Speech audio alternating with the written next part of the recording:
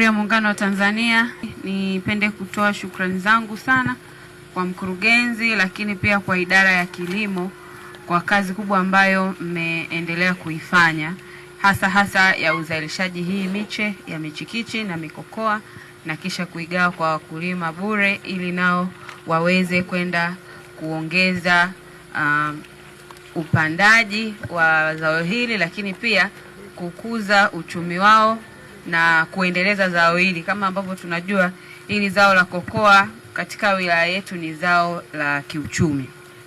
Lakini nipende kutoa shukrani nyingi sana kwa Mheshimiwa Rais wa Jamhuri ya Muungano wa Tanzania Dr. Samia Suluhu Hassan kwa namna ambavyo ameendelea kuweka miundombinu mizuri katika sekta ya kilimo, ambayo sasa inatuwezesha hata sisi wakulima kupata hamasa ya kulima zao hili la kokoa baada ya kuona ni namna gani katika soko zao hili la kokoa linaendelea kufanya vizuri.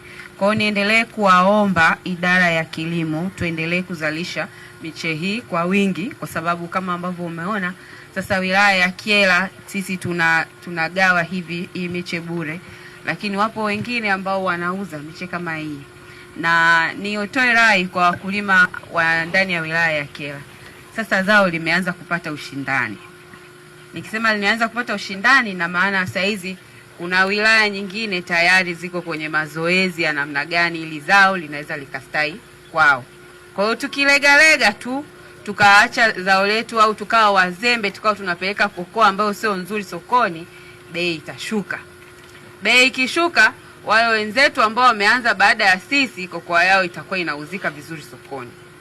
Tusipeleke kokoa ambayo haina ubora sokoni, tupeleke yenye ubora. Hivyo ndo namna ambavyo tutaendelea kuilinda kokoa ya wilaya ya Kyela. Kwa hiyo niendelee kuasisitiza, hii miche leo hii tunaigawa bure. Sisi tunasema tunaigawa bure, lakini nikimuuliza hapa mkuu wa kitengo cha kilimo, serikali imeweka fedha nyingi tu hapa kwenye kuzalisha. Sasa sisi tunazalisha kwa hela, lakini tunawapa nyie ili kuwatia hamasa muendelee kupanda kokoa. Shule zote zimefunguliwa na nimesema kabisa hapa, na nyie mwe mabalozi.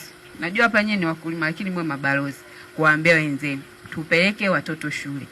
Hizi kamati nilizoziunda zipo kila kata, zitakuwa zinafuatilia.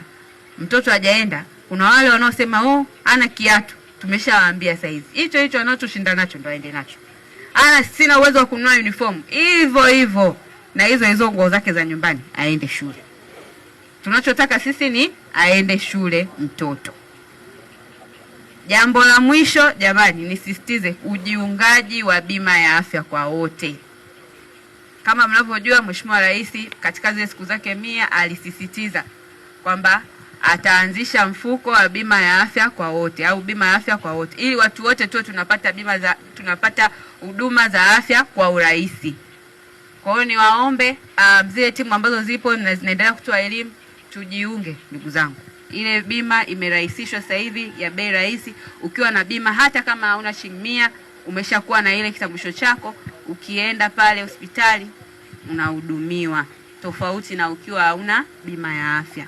Kwa hiyo niendelee kuasisitiza na kuwaomba ndugu zanguni tujiunge na bima ya afya kwa wote.